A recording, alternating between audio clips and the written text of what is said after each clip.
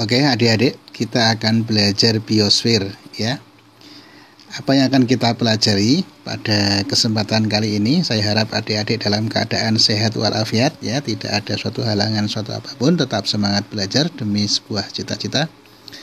Yang pertama kita akan pelajari tentang pengertian biosfer, kemudian persebaran flora dan fauna di dunia. Ya, kita tahu flora itu berarti dunia tumbuhan, sedangkan fauna itu berarti dunia hewan. Nanti kita akan berbicara tentang persebaran flora dan fauna dunia, kemudian persebaran flora fauna Indonesia khususnya, kemudian penyebab kerusakan flora fauna di dunia, dan kita akan membahas soal-soal yang sering keluar di UTBK. Oke, adik-adik, kita akan belajar tentang pengertian biosfer ya. Biosfer berasal dari kata bio. Bio itu artinya hidup, sedangkan sfer itu artinya lapisan atau lingkungan. Jadi biosfer adalah lapisan lingkungan ya di bumi yang mendukung kehidupan flora dan fauna, yang meliputi litosfer. Litosfer itu lapisan kerak bumi. Kemudian ada hidrosfer, itu lapisan air, sedangkan atmosfer itu lapisan udara. Ya, sebagai satu kesatuan yang utuh. Oke, kemudian tingkatan organisasi dalam ekologi. Ya, ekologi itu ilmu yang mempelajari tentang lingkungan. Yang pertama adalah individu. Ya, ini dicontohkan oleh seekor anjing, itu dikatakan sebagai individu. Kemudian ada populasi. Populasi itu berarti gabungan dari ya individu-individu, ini anjing-anjing. Kemudian ada komunitas, itu gabungan dari populasi yang saling berinteraksi. Kemudian ada ekosistem, ya gabungan komunitas yang mengalami perbedaan satu sama lain. Kemudian bioma, gabungan ekosistem tetapi yang mempunyai vegetasi dan flora yang sama. Nah, sedangkan biosfer itu gabungan dari bioma-bioma,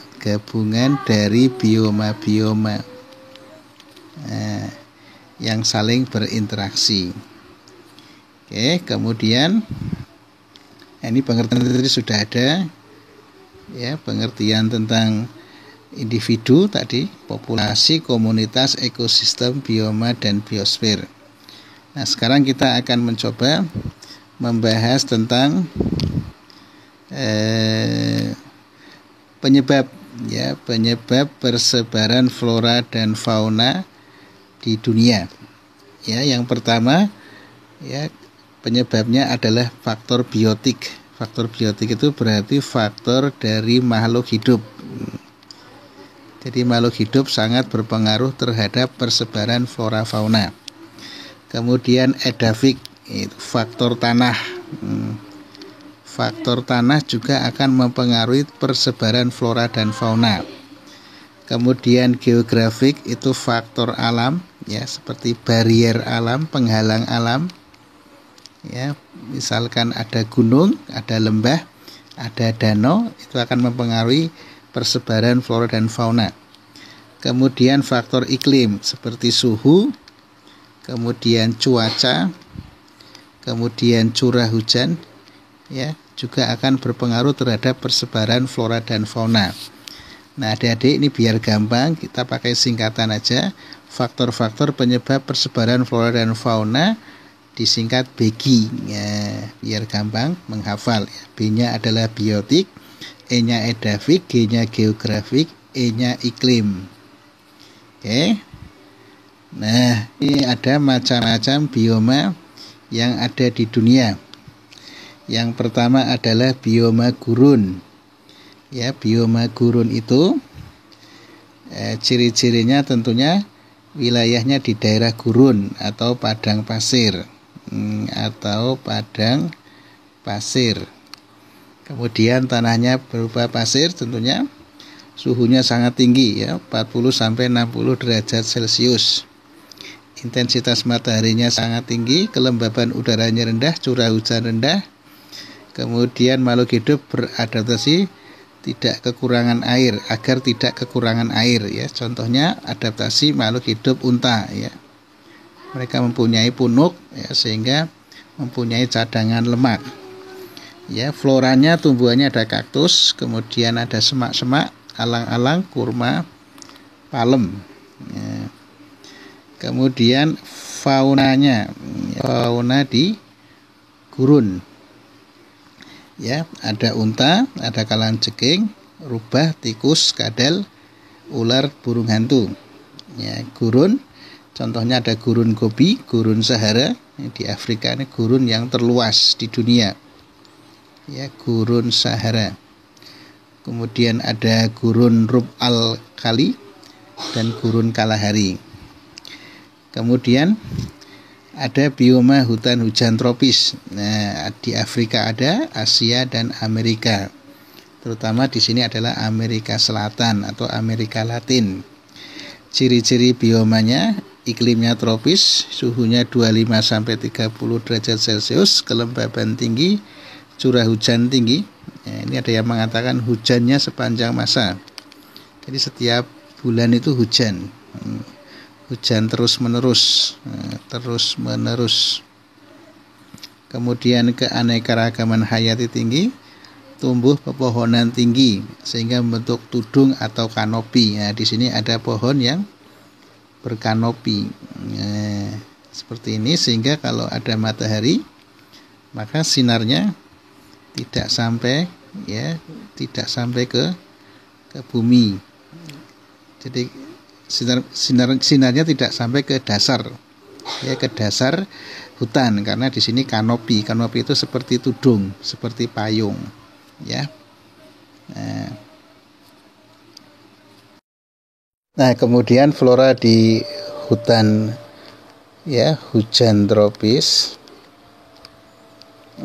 Tentunya pepohonan yang tinggi-tinggi, ya, pohonnya itu sekitar 40 meter tingginya. Kemudian tumbuhan perdu, paku, parasit, kemudian anggrek, rotan, dan epifit, ya, atau tanaman yang memanjat. Nah, faunanya, ya, hewan-hewannya ada gajah kalau di Afrika, kemudian okapi, kera, ya, tupai, badak, babi rusa, ular, burung. Sedangkan di Asia yang terkenal itu gajah, harimau, macan tutul, kera, badak, ular sanca, rusa, dan burung-burung. Kemudian di Amerika Selatan itu ada kera, ada tapir, kemudian armadillo, taman 2, kolibri, ya, burung. Kemudian anaconda, ini sejenis ular, dan jaguar, ya. Kemudian ada hutan taiga. Ya, hutan taiga itu ciri-cirinya adalah berada di iklim sedang. Jadi kalau kita lihat globe, ini namanya iklim tropis, ya, di daerah Khatulistiwa, kemudian sini subtropis. Nah, atasnya lagi adalah daerah sedang. Daerah sedang atau dingin. Suhu kurang dari 30, kelembabannya sangat tinggi, tetapi curah hujannya juga cukup tinggi. Nah, nanti di taiga itu yang terkenal adalah ada tanaman konifer. Nah, ini tanaman konifer. Apa tanaman konifer? Yaitu tanaman yang berdaun jarum. Nah, ini berdaun jarum. Ada pinus, ada birch, juniper, ya, tusam, balsam. Kemudian faunanya ada kijang, rusa, beruang, serigala, ikan salmon, kelinci, tikus salju. Kemudian bioma hutan gugur, ya, atau musim. Ini ciri-cirinya adalah mempunyai 4 musim, ya. Ada SPGD, ya. Ada iklim semi, atau musim semi, musim panas, musim gugur, dan musim dingin. Nah, itu ciri-cirinya. Itu hutan gugur. Nah, sedangkan hutan musim kalau di daerah tropis Nah, itu nanti ciri-cirinya dia mempunyai ya adaptasi pohon meranggas. Ya, meranggas. Apa meranggas? Yaitu menggugurkan daun,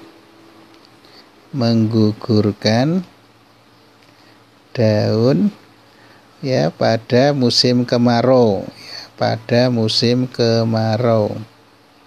Nah, itu kalau hutan musim.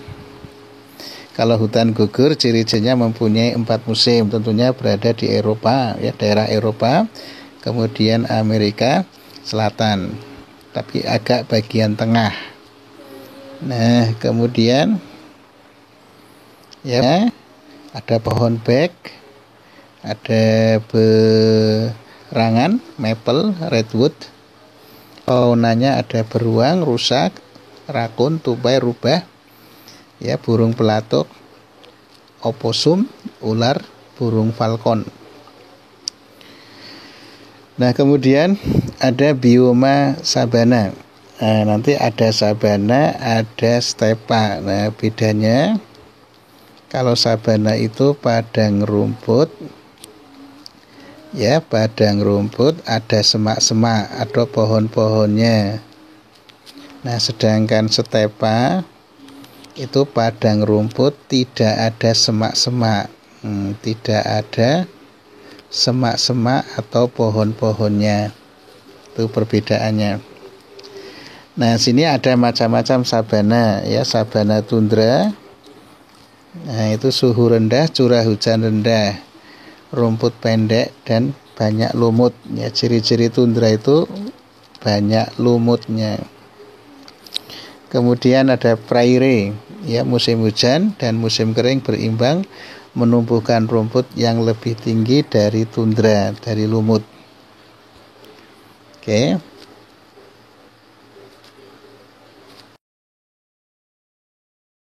Ada stepa, ya tadi stepa itu padang rumput yang tidak memiliki semak-semak. Terus hutan sabana menumbuhkan rumput pendek dan pepohonan yang jarang. Nah, ini ciri-ciri sabana. Iklim tropik maupun subtropik bisa, ya kayak di Indonesia itu di daerah Nusa Tenggara Barat, Nusa Tenggara Timur. Kalau di Australia masuk subtropik. Kemudian suhu dipengaruhi oleh daerah tertentu, kelembabannya normal, curah hujannya tidak teratur, ya cenderung curah hujannya sedikit, ya. Makanya daerah tersebut biasanya kekurangan air. Didominasi oleh herbivora, ya pemakan tumbuhan, dan beberapa karnivora pemakan daging. Tumbuhan didominasi oleh rumput, ya. Maka di daerah sabana itu daerahnya cocok, ingat-ingat cocok untuk peternakan karena daerahnya banyak rumputnya. Nah, ini floranya ada semak belukar, rumput gajah, rumput buffalo, rumput akasia, baobab, ebony, dan tumbuhan tahan panas. Kemudian faunanya ada zebra, kuda, jerapah, kuda nil, bison, anjing, singa, macan. Tapi yang paling banyak adalah peternakan, ya banyak kudanya. Kemudian bioma tundra, ya tadi tundra kata kuncinya adalah padang rumput yang banyak lumutnya. Nah, ciri-ciri bioma sabana tapi di daerah tundra.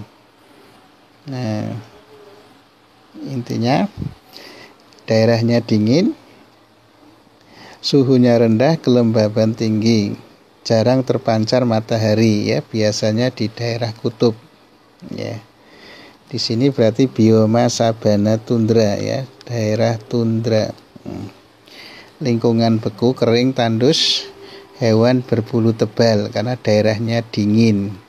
Nah, tumbuhan didominasi rumput, lumut, bunga satu musim. Floranya rumput pendek, ya lumut sphagnum, lumut kerak. Faunanya ada karibau. Karibau itu rusa yang tanduknya banyak. Rusa tanduknya banyak, ya ke atas itu. Kemudian ada rusa sendiri, kelinci, serigala, beruang kutub, lemur, penguin, dan walrus. Kemudian ada bioma air, ya. Bioma air atau air samudra adalah bioma terbesar di bumi yang terdiri dari air. Berdasarkan kadar garam atau salinitas, bioma air terbagi menjadi habitat air tawar yang terdiri dari sungai, danau, kolam, dan lain-lain. Kemudian habitat air laut terdiri dari laut, selat, teluk, samudra. Sedangkan flora fauna dipengaruhi oleh kedalaman laut, ya, ada litoral. Litoral itu daerah pasang surut, daerah pasut. Kemudian neritik. Neritik itu kedalaman 0 sampai 200 meter. Nah, sini banyak sumber ikan, ya. Ikan banyak di daerah neritik. Kemudian batial. Batial itu kedalaman 200 sampai 2000 meter. Sini banyak ikan-ikan besar, ya, seperti paus. Kemudian ada abisal, itu lebih dari 2000 meter. Nah, sini sedikit hewan, ya. Kemudian jumlah cahaya masuk ke air terdiri atas zona fotik dan zona afotik. Jadi kalau zona fotik masih ada penyinaran matahari, kalau afotik itu tidak ada sinar matahari.